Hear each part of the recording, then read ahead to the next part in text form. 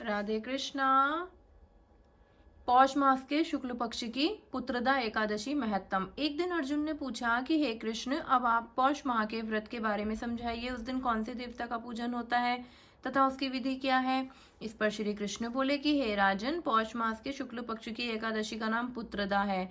इसका पूजन विधि से करना चाहिए। इस व्रत में नारायण भगवान की पूजा करनी चाहिए। संसार में पुत्रदा एकादशी व्रत के समान दूसरा अन्य कोई व्रत नहीं है। इसके पुण्य से मनुष्य तपस्वी, विद्वान और धनवान होता है। इसकी एक कथा है, उसे सुनो।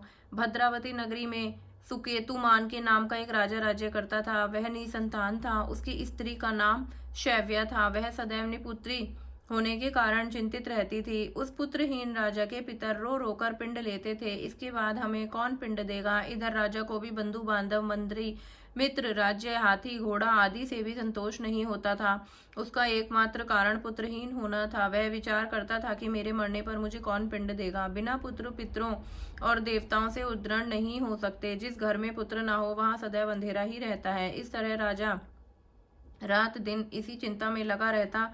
एक दिन राजा ने अपना शरीर त्याग देने की सोची, परंतु विचार करने लगा, आत्मघात करना महापाप है।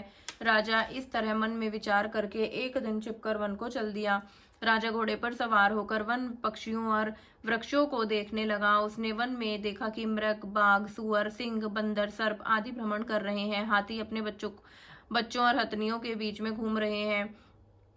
उस वन में राजा ने देखा कि कहीं तो सियार कर्कश शब्द कर रहे थे और कहीं मोर ध्वनि कर रहे थे। वन के दृश्यों को देखकर राजा को सोच विचार में दोपहर हो गई।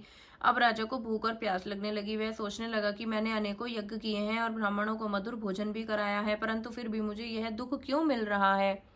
राजा प्यास के कारण बहुत बेचैन होने लगा और पानी की तलाश में आगे बढ़ा। कुछ ही आगे जाने पर उसे एक सरोवर मिला। उस सरोवर में कमल खिल रहे थे। उस सरोवर में सारस, हंस, मगरमच्छ आदि जल क्रीड़ा कर रहे थे। उस सरोवर के चारों तरफ मुनियों के आश्रम बने थे। उस समय राजा के दाहिने अंग फड़कने लगे। राजा मन में प्रसन्न होकर सरोवर के किनारे बैठे हुए मुनियों को देखकर घोड़े से उतरा और दंडवत करके उनके सम्मुख बैठ गया। राजा को देखकर मुनीश्वर बोले कि हे राजा, हम तुमसे अत्यंत प्रसन्न हैं। तुम इस जगह कैसे आए हो, सो कहो। इस पर राजा ने उनसे पूछा, हे मुनीश्वरों, आप कौन हो और किस लिए यहाँ पधारे हैं।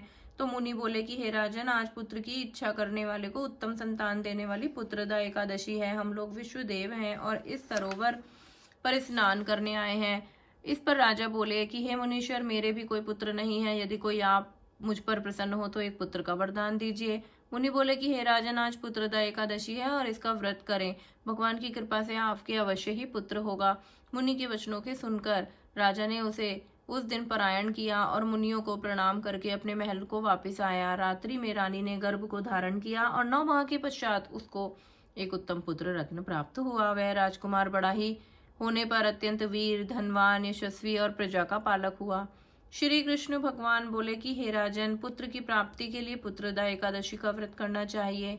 जो मनुष्य इसका महत्तम और श्रवण व पठन भी करते हैं, उनको भी स्वर्ग मिलता है। जय जय राधे कृष्ण।